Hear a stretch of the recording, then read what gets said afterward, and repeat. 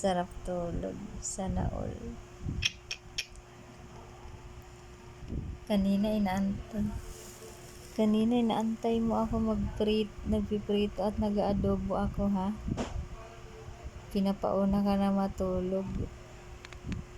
Samantala, nauna ako mahiga sa'yo. Ito, gising na gising pa ako. Ikaw, nakahilata ka na. Sarap talaga buhay ni Boss Ono. Nauna pa sa akin matulog. Kaya pala tahimik na yung kanyang teddy bear. Ito yung isa niyang teddy bear na sa may uluhan.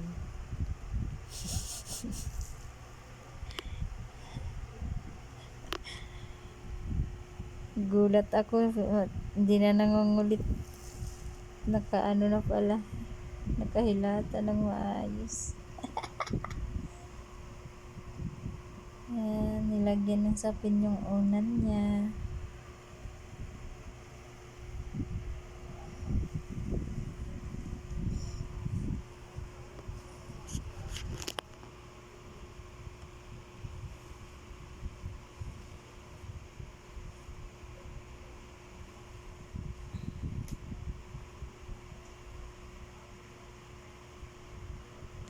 Sarap naman ang buhay ni Boss Ono.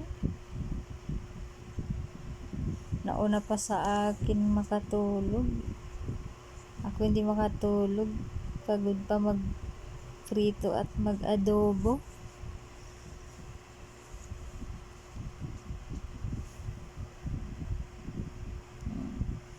Sarap buhay. Nauna ka pa talaga makatulog. Samantala ako kanina pa ako inaantok. Kaso nung nakahiga na ako, hindi naman ako makatulog.